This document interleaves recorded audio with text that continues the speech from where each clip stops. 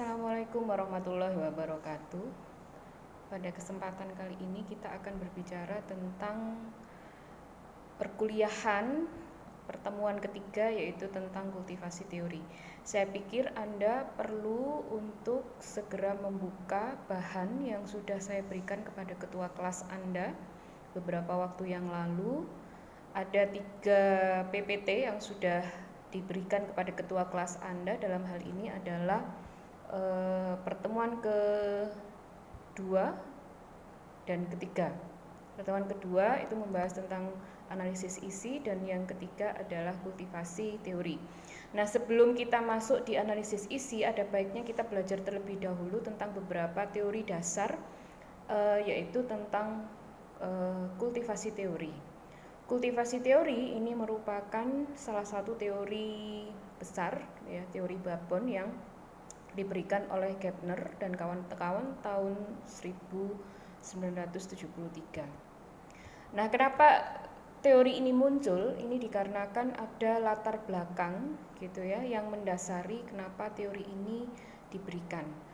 Nah, orang bisa melihat bahwa apakah orang yang memberikan waktu lebih banyak dalam menonton televisi itu lebih memungkinkan untuk memahami dunia nyata sebagaimana tercermin dari pesan-pesan yang repetitif dari dunia TV dibandingkan dengan orang yang menyediakan waktu lebih sedikit. Artinya begini, bahwa teori ini sebenarnya dikembangkan ketika televisi itu sudah muncul di dunia, tidak hanya di Indonesia. Awalnya ini memang muncul di Amerika, lalu lambat laun perkembangan ilmu komunikasi di Indonesia mulai berkembang, lalu teori ini diperkenalkan. Nah, apakah memang banyak orang yang menonton televisi lalu memindahkan gitu ya, lalu memindahkan dunia atau realitas dunia nyata itu ke televisi. Nah, dalam pengulangan pesan yang berulang-ulang atau dalam istilahnya adalah yang repetitif, maka ada pengulangan pesan yang pada akhirnya akan memberikan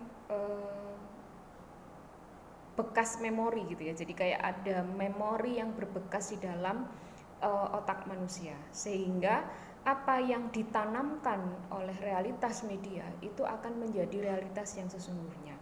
Sehingga asumsi dasar dari teori ini adalah apakah orang yang istilahnya dia meluangkan waktu lebih banyak nonton TV ya, dan melihat pesan-pesan yang bersifat berulang-ulang atau repetitif dari dunia TV, itu akan lebih memahami realitas dunia nyata dibandingkan dengan orang yang hanya sedikit waktu untuk meluangkan waktu mereka untuk nonton TV. Apakah orang itu terpengaruh dengan realitas TV atau mereka justru membangun realitasnya sendiri? Nah, ada beberapa analisis di dalam kultivasi teori, ada komponen-komponen gitu ya di dalam analisis ini yang terdiri dari indikator-indikator budaya atau yang disebut dengan cultural indicators cultures. Nah, yang pertama adalah proses pengorganisasian dalam memproduksi pesan atau isi media. Jadi proses pengorganisasian pesan itu dalam memproduksi isi media itu seperti apa? Proses organisir, jadi mulai dari proses produksinya. Kemudian yang kedua, citra terhadap isi media. Citra apa yang ingin ditampakkan oleh media dalam hal ini? Jelas media akan membangun realitasnya sendiri. Kemudian yang ketiga adalah hubungan antara terpaan pesan-pesan televisi dan kepercayaan serta tingkah laku audiens. Jadi apakah memang ada proses pengorganisasian yang sengaja dilakukan? Kemudian dari proses pengorganisasian itu sengaja melakukan pembentukan pencitraan atas isi media, dan apakah apa yang disampaikan melalui TV ini memiliki hubungan terpaan. Hubungan terpaan itu artinya bahwa apakah memang terpaan pesan yang berulang-ulang itu akan mempengaruhi tingkat kepercayaan, bahkan lambat laun tingkah laku audiens. Gitu. Ya. Jadi catatan di sini adalah yang menjadi sentral konsepnya adalah kalau Anda nonton TV secara berulang-ulang berarti di situ kan Anda akan masuk di dalam konsep tentang pengarus utamaan atau kita sebut dengan mainstreaming. Jadi apa sih yang menjadi viral? Apa sih yang menjadi paling banyak dibicarakan orang? Itu tentu banyak juga dibicarakan oleh media atau mungkin banyak dibicarakan oleh media akhirnya menjadi pembicaraan viral di kalangan masyarakat. Nah, ini kan menjadi arus utama, menjadi topik utama bagi semua orang untuk bicara tentang hal yang sama persis apa yang dikatakan oleh media. Salah satunya adalah TV. Kemudian yang kedua adalah resonans. Resonans itu teori yang tentang begini. Kalau Anda masih ingat pelajaran fisika itu ada namanya resonansi. Ketika ada frekuensi yang sama, itu pasti nyambung gitu ya. Jadi ada resonansi yang sama. Jadi resonansinya itu adalah bagaimana ketika kita itu berusaha untuk melihat atau memperlihatkan tentang kesamaan karena ini cultural indicators ya. Jadi kalau misalnya kita bicara soal indikator budaya gitu. Jadi indikator budaya itu dia memiliki resonansi yang sangat kuat ketika kepercayaan masyarakat, keyakinan masyarakat bertemu dengan tontonan yang sama, maka di situ akan menjadi satu bentuk realitas atau akan membentuk tingkah laku yang mantap, yang bersifat tetap di kalangan masyarakat. Contohnya begini, ketika Anda nonton tayangan kriminal misalnya, beberapa waktu yang lalu, saya pikir sampai hari ini ya, itu ada tayangan di beberapa televisi swasta itu tentang kriminalitas yang dibungkus gitu dalam tayangan-tayangan, baik itu reality show, baik itu dalam tayangan yang bersifat misalnya spot program ya, misalnya ada tayangan yang kameramen mengikuti jalannya kepolisian dalam menangkap sindikat-sindikat narkoba atau mungkin sindikat penipuan atau sindikat-sindikat kejahatan-kejahatan yang bersifat internasional, perdagangan anak, perdagangan perempuan misalnya. Kemudian atau tayangan yang bersifat pemberitaan news misalnya kayak buzzer, kemudian TKP misalnya, dan itu kan ditayangkan di jam-jam prime time dan setiap hari dilakukan itu, dan hampir semua tayangan televisi melakukannya. Nah, karena memang kita hidup di negara berkembang yang tingkat pendidikannya itu memang relatif lebih rendah, walaupun sekarang memang tingkat pendidikan tinggi mulai cenderung meningkat gitu ya. Walaupun demikian dengan jumlah penduduk yang semakin tinggi, maka tingkat kriminalitas itu pun kan juga tidak bisa dibendung. Maka tayangan ini ya bukan menuduh, tetapi tayangan ini diduga dapat meningkatkan tingkat kriminalitas yang ada di Indonesia. Modus operandinya makin berkembang gitu. Kalau dulu orang mungkin memperkosa aja, tapi kalau sekarang itu orang juga memperkosa, merampok, lalu orangnya dibunuh, lalu orangnya dimutilasi. Anda bisa bayangkan berapa pasal berlapis yang sudah istilahnya dilanggar gitu ya, pada satu pola tingkah laku seperti ini. Kemudian juga ada yang kita melihat bahwa tayangan-tayangan dunia lain, tayangan horor, mistik misalnya, mulai dari film, reality show, kemudian bahkan juga talk show gitu. Bahkan kadang-kadang ada orang kesurupan lalu dia diwawancara gitu. Hanya ada di Indonesia aja yang melakukan tindakan seperti itu gitu ya. Mungkin di luar negeri itu dianggap it doesn't make sense, tetapi di Indonesia dianggap hal yang wajar. Kenapa? Karena orangnya suka mitos, orangnya masih percaya hal-hal yang bersifat irasional seperti itu. Nah, Anda bisa bayangkan inilah konsep sentral konsep ini bekerja. Bagaimana mainstreaming dan resonans ketika ini menjadi pengarus utamaan, misalnya mitos, mistik itu menjadi mainstreaming, kemudian resonansnya ketemu dengan resonansnya, yaitu bagaimana tingkat kepercayaan dan keyakinan masyarakat yang berkembang saat ini itu ternyata masih percaya pada hal-hal yang bersifat mistis. Maka tayangan seperti dunia lain, kemudian atau masih ada dunia lain gitu ya, kemudian tayangan horor Susana gitu, misalnya Pengabdi Setan dan seterusnya, itu kenapa menjadi rating tinggi gitu? Kenapa itu sangat diidolai, sangat menjadi favorit di kalangan mereka? Kenapa? Karena mereka memang tayangan ini adalah tayangan yang disukai oleh masyarakat karena masyarakat masih percaya dengan hal-hal yang bersifat irasional. Kemudian media mengangkat itu dalam realitas yang pencitraannya memang dibangun oleh media. Maka disinilah kemudian rating itu meningkat. Nah, the central concept dari kultivasi adalah sekarang kalau Anda terlalu banyak nonton TV yang horor-horor gitu, mau pergi ke depan rumah yang ada misalnya pohon beringinnya besar banget gitu, Anda pasti ketakutan gitu ya, ketakutan gitu. Kenapa? Ketakutan karena Anda merasa seperti pernah nonton gitu ya, atau Anda merasa waduh di sana tadi itu diinformasikan kalau pohon beringin tuh pasti ada kuntilanaknya gitu. Ya gitu kan. Jadi ada, atau mau pergi ke kamar mandi gelap gitu, itu sudah ketakutan sendiri gitu. Kenapa? Karena terlalu banyak gitu nonton hal-hal seperti itu, sehingga efek memori dalam otak kita itu terpengaruh, tertanamkan oleh nilai-nilai yang diberikan oleh pesan-pesan media tersebut. Atau bahkan mungkin kita mau pergi kemana-mana sekarang pada takut, parno gitu ya, mau naik angkot takut dirampok, mau kemana-mana takut takut diikutin orang, dijahatin orang dan seterusnya. Apalagi sekarang ada COVID-19 gitu. Hampir semua sosial media, hampir semua tayangan di televisi bahkan itu mensosialisasikan tentang COVID-19. Dan kita seperti orang yang kebanjiran informasi, mana informasi yang penting dan tidak penting, mana informasi yang harus kita ikuti dan tidak kita ikuti. Bahkan banyak praktek-praktek hoax yang terjadi gitu ya. Jadi orang sekarang misalnya belum apa-apa sudah pakai masker padahal belum dinyatakan positif COVID-19. Tenaga medis mengatakan bahwa, tenaga ahli mengatakan bahwa kalau Anda sudah positif, pakailah.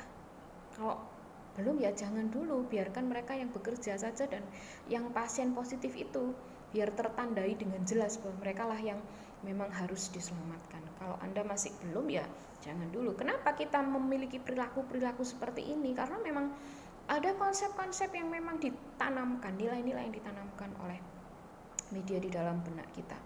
Nah, inilah the central concept of mainstreaming atau resonance. Nah, sekarang kita beranjak ke teori berikutnya. Teori berikutnya adalah The Spiral of Silence dari Elizabeth Noel Newman tahun 1974. Di dalam teori ini sebenarnya Spiral of Silence juga berkembang di tengah-tengah perkembangan teori kultivasi. Ya, tidak ada perbedaan sedikit. Tapi Spiral of Silence mungkin kita lebih sering menyebutnya dengan teori pembungkaman. Ya.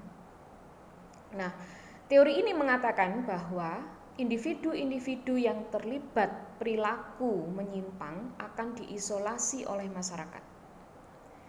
Jangan lalu diartikan bahwa berarti orang yang diisolasi karena COVID-19 itu karena dianggap perilaku menyimpang. Bukan lahirnya teori ini tidak seperti itu. Tetapi mungkin ada pemaknaan yang lain di sana. Kemudian yang kedua adalah setiap individu secara terus-menerus akan merasa takut terisolir dari lingkungan masyarakat sekitarnya. Kenapa? Karena ketika Anda diisolasi, disingkirkan dari masyarakat Anda, maka ada perasaan-perasaan yang terasing gitu ya. Karena terisolir itu dari masyarakat di luar. Sehingga Anda ingin bersuara misalnya, ingin menunjukkan identitas Anda, ingin keluar dari dalam tanda kutip adalah persembunyian Anda untuk menunjukkan siapa diri Anda. Ketika Anda diisolasi, jelas Anda akan merasa ketakutan. Nah, kemudian yang ketiga, bahwa rasa takut terhadap isolasi ini menyebabkan tiap individu berupaya setiap waktu untuk mengikuti dan memantau iklim pendapat yang berkembang di lingkungan sekitarnya. Ketika orang, misalnya kekuasaan dalam hal ini negara misalnya, mengatakan bahwa ada sesuatu yang dilarang dan kekuasaan itu kemudian ditaati oleh seluruh masyarakat, maka ketika ada kelompok-kelompok yang disingkirkan, kelompok-kelompok yang dimarginalisasikan atau kelompok-kelompok yang disubordinasi, dipinggirkan, maka kelompok-kelompok ini merasa bahwa saya akan keluar ketika pendapat itu sudah positif tentang diri saya gitu. Kemudian yang keempat adalah kondisi-kondisi tersebut akhirnya akan mempengaruhi perilakunya dalam hal keterbukaan ekspresi pendapatnya. Orang yang diisolasi jelas dia akan bungkam. Orang yang disingkirkan tidak akan berani untuk bisa mengeluarkan pendapat yang sesungguhnya, siapa dirinya yang sesungguhnya. Kenapa? Karena mereka merasa bahwa mereka lain gitu, diperlakukan lain. Nah, kalau ketika kita diperlakukan lain, jelas kita akan merasa bahwa kenapa saya diperlakukan seperti ini? Kenapa saya harus dibeginikan gitu. Tetapi untuk bicara seperti itu mereka tidak punya kekuatan. Kenapa? Karena daya dukung sosial itu tidak menyebabkan mereka menjadi lebih kuat gitu ya. Artinya tidak menyebabkan mereka lebih mengalami satu situasi yang aman untuk bicara sesuai dengan ekspresi pendapat yang ingin mereka suarakan sesuai dengan hati nurani mereka. Contohnya misalnya kasus G30 SPKI. Kita tahu bahwa kasus G30 SPKI di zaman Soeharto, PKI itu disebut sebagai partai terlarang, disebut sebagai musuh pemerintah. Ketika itu dia dituduh sebagai pembunuh Dewan Jenderal ketika itu. Walaupun kita sama sekali tidak tahu siapa sebenarnya yang menjadi dalang dari pelaku pembunuhan itu. Tetapi pada saat itu kan kepercayaan publik dihegemoni melalui satu bentuk doktrin gitu, bahwa yang bersalah adalah PKI. Akhirnya yang terjadi adalah semua masyarakat itu benci terhadap orang-orang PKI, apakah orang yang terlibat secara langsung ataupun keluarganya yang baik secara langsung maupun secara tidak langsung, apakah terlibat atau tidak terlibat, mereka dibenci oleh masyarakat, disingkirkan oleh masyarakat, bahkan mereka tidak diberi akses publik ya. Mereka hidupnya tersembunyi, bahkan kalau perlu jangan pernah identitas mereka itu diketahui oleh publik. Bahkan dulu pernah sempat bahwa orang-orang yang terlibat G30 SPKI, walaupun setelah itu partainya sudah dikatakan terlarang, tapi masih tetap mereka dikatakan bahwa ini partai yang harus dibubarkan dan orang-orang yang dianggap adalah penjahat di negeri ini, sehingga mereka, anak cucunya itu tidak diperbolehkan misalnya akses untuk menjadi pegawai negeri, akses untuk menjadi kepolisian, TNI misalnya, itu tidak boleh. Bahkan di KTP mereka itu diberi ekstapol gitu ya, kayak semacam ini adalah praktek untuk membungkam mereka gitu. Dan publik merasa karena publik diberi informasi oleh pemerintah yang dominan, secara otomatis pikiran publik pun setuju dengan itu. Sehingga sampai sekarang mereka tidak pernah muncul di permukaan. Sampai mungkin di tahun sekitar 2000-an ya, 2098 sampai 2000 itu ketika Gus Dur naik menjadi presiden, itu kemudian tahun 2000 ya, sekitar tahun 2000 ya, 2000 berapa itu setelah Habibie kan Gus Dur itu ya. Nah itu PKI Nahdlatul Ulama misalnya meminta maaf kepada PKI, kemudian PKI itu kemudian orang-orang yang mulai nama baiknya dikembalikan dan seterusnya, mendapatkan kepercayaan kepada publik dan seterusnya. Dan mereka lambat laun karena pendapat publik tadi di dalam teori dikatakan kalau misalnya iklim pendapat yang berkembang itu mulai cenderung positif terhadap mereka, maka mereka pun akan lebih positif gitu ya, lebih positif dalam memberi tanggapan terhadap dirinya, sehingga mereka lebih pede untuk keluar dari permukaan. Dulu Tionghoa juga begitu kan, tidak boleh untuk akses di ruang-ruang publik, menjadi PNS, menjadi anchor misalnya, masuk TV dan seterusnya. Nah setelah Gus Dur kan setelah itu lalu Tionghoa mulai diakui gitu, mereka diakui status kewarganegaraannya, mereka diperbolehkan untuk masuk TNI Polri, mereka sudah mulai menjadi anchor. Kalau Anda lihat di Metro TV sekarang sudah ada itu anchor dari orang-orang Cina, itu sudah ada gitu. Kalau dulu di zaman Orde Baru tidak boleh. Ya. Belum lagi terorisme, mungkin akhir-akhir ini ada teroris, ada stigma-stigma negatif terhadap teroris. Walaupun pelakunya misalnya hanya kepala keluarga bapaknya aja, tapi kan kemudian kita lihat perkembangan selanjutnya adalah masyarakat menghukum seluruh keluarganya, termasuk anak-anaknya. Misalnya anak-anaknya yang sekolah di SI tertentu itu dibully, dijauhi oleh masyarakat, kemudian diusir dari masyarakat. Karena apa? Norma sosial mereka tidak mengizinkan orang-orang seperti ini hidup di tengah-tengah masyarakat. Nah, ini adalah salah satu contoh bagaimana aplikasi dari teori the spiral of silence, yaitu teori pembungkaman, bahwa informasi yang terus-menerus menerpa sebagian orang, ya, ada informasi yang menerpa sebagian orang yang itu hadir di tengah-tengah masyarakat, itu mampu menyingkirkan dan mendiskreditkan kelompok-kelompok tertentu. Jika opininya positif, maka mereka akan keluar dari permukaan, ya, keluar ke permukaan. Tapi kalau opininya negatif, mereka akan terus tersingkirkan. Dan ini memang opini publik, ya, ini berkaitan dengan opini publik. Jika publik itu setuju, maka kelompok ini akan diakui. Tapi kalau publik tidak setuju, tidak gitu. Jadi memang perilaku-perilaku yang dituduh menyimpang tadi itu bisa diisolir oleh masyarakat, jadi disingkirkan oleh masyarakat. Jadi ini yang perlu kita lihat bersama gitu ya. Jadi memang teori ini secara umum itu menjelaskan bahwa tindakan seseorang untuk dapat mengekspresikan pendapat pribadinya itu ditentukan oleh 4 komponen faktor gitu ya. Yang pertama adalah komunikasi massa. Kenapa? Karena komunikasi massa itu komunikasi melalui media. Kalau melalui media berarti dia targetnya adalah massa. Kalau massa berarti publik dalam bentuk yang huge gitu ya. Huge itu maksudnya publik dalam bentuk yang sangat besar gitu. Jadi itu bisa mempengaruhi opini banyak orang gitu. Kemudian komunikasi antar persona, komunikasi antar pribadi gitu ya. Kepercayaan itu kan juga akan mempengaruhi kepercayaan orang banyak akan mempengaruhi kepercayaan pribadi per pribadi. Kemudian juga hubungan sosial. Kalau hubungan sosialnya baik terhadap kelompok-kelompok tadi yang saya sebutkan, misalnya hubungan sosialnya baik, misalnya baik individual maupun secara kelompok, maka orang tidak akan diisolir. Tapi kalau misalnya kelompoknya jelek tapi secara individu dia membawa identitas kelompok, maka itu akan berpengaruh terhadap hubungan sosial dia secara keseluruhan gitu ya. Kemudian ekspresi pendapat individu. Ekspresi pendapat individu itu adalah ekspresi pendapat tentang bagaimana ekspresi pendapat individu itu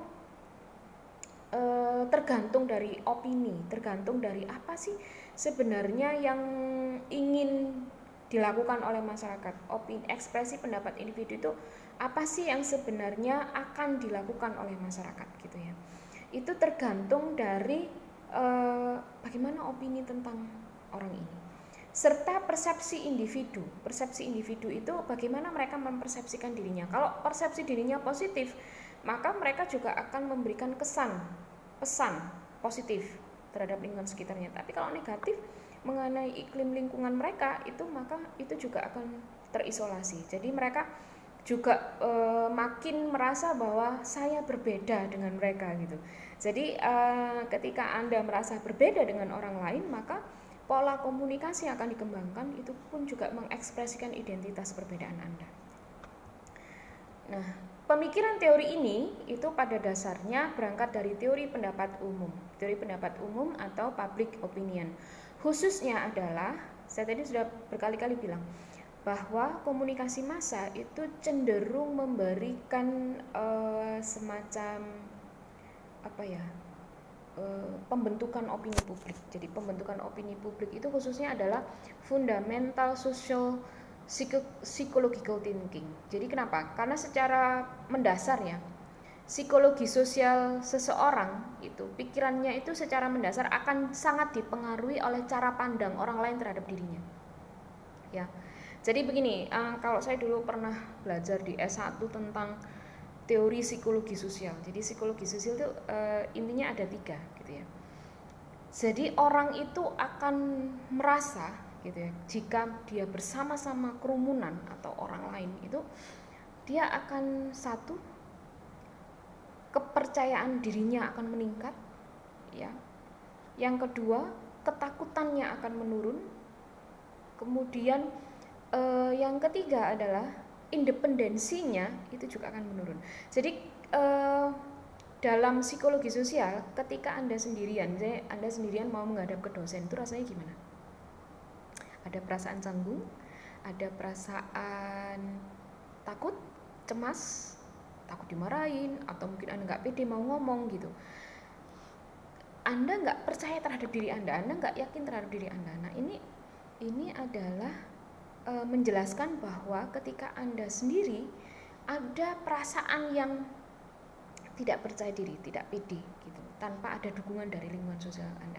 Terutama bagi orang-orang yang sangat tidak mandiri, sangat tidak independen secara sosial gitu ya. Nah, berbeda ketika apa yang Anda rasakan ketika Anda menghadap kepada dosen dan ada temannya misalnya. Apa yang Anda rasakan? Pede? Apakah Anda merasa pede? Apakah Anda merasa ya saya suka lah kalau seperti ini, saya suka banget gitu. Paling tidak ada cemas yang hilang gitu situ. Jadi rasa kekhawatiran, rasa kecemasan itu hilang. Ketika Anda pede, maka pikiran-pikiran Anda itu lebih jernih kan gitu. Kalau ngomong sama orang juga bisa tertata gitu. Jadi percaya diri itu kan membawa efek terhadap perilaku, sikap seseorang gitu ya. Nah, ini psikologi sosial gitu. Jadi kalau misalnya ada di kerumunan, Anda pernah nonton bola sepak bola di stadion. Ya. Anda lihat, kalau ada satu supporter misalnya dia kecewa jagonya kalah gitu ya. Misalnya Persebaya kalah musuh Arema. Ya, ketika ada pertandingan, Persebaya nggak terima mereka kalah.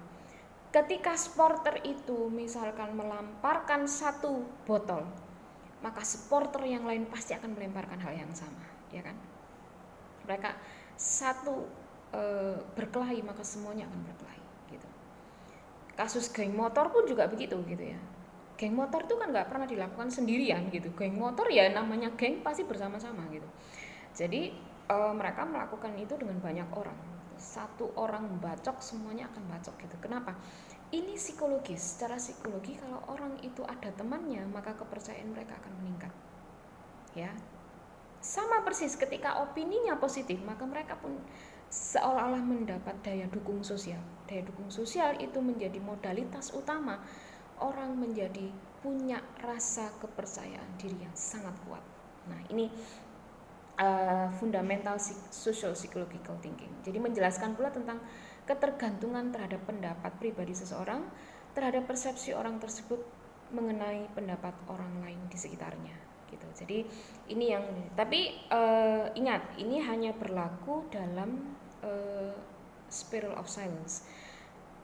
Keadaan ini tidak selamanya harus ada di dalam masyarakat. Ada jika realitasnya menunjukkan itu bahwa memang teori ini mampu digunakan untuk menjelaskan realitas ini, tapi ingat tidak semuanya seperti ini. Teori ini pun juga memiliki kelemahan gitu ya.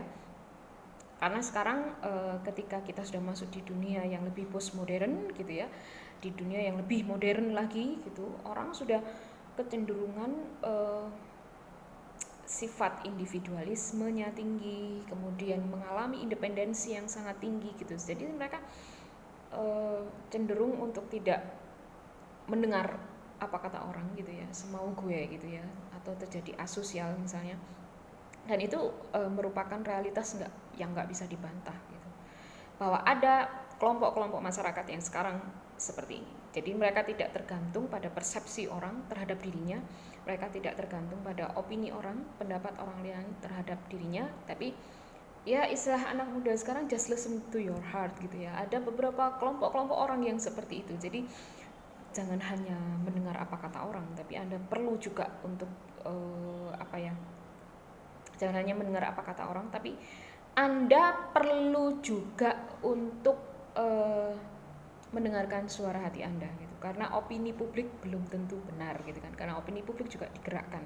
Sama persis kayak tadi kasus-kasus PKI itu kan, kalau kekuasaan negara itu menghendaki adanya opini positif, maka semuanya akan positif gitu ya. Karena negara punya alat-alat produksi kekuasaan, misalnya media untuk bicara soal doktrinasi, propaganda dan seterusnya.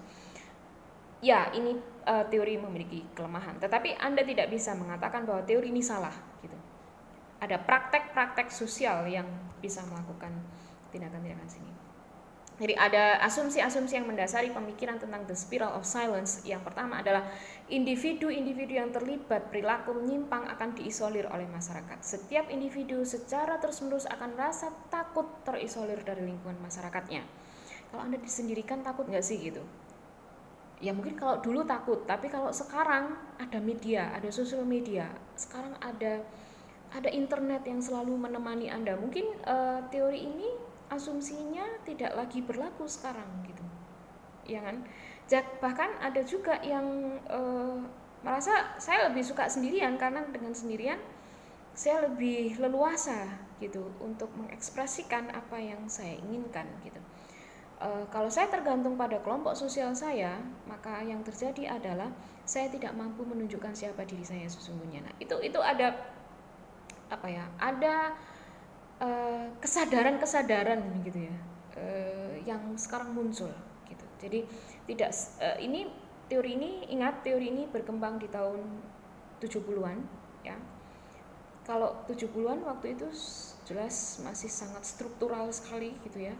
Jadi kita masih sangat tergantung pada negara atau pemerintah, sangat struktur, namanya struktur itu berarti kita masih tergantung, ada ketergantungan gitu ya. Tapi kalau sekarang kita sudah masuk ke area modern, postmodern, mungkin ya mungkin sedikit banyak teori ini juga dibantah gitu ya.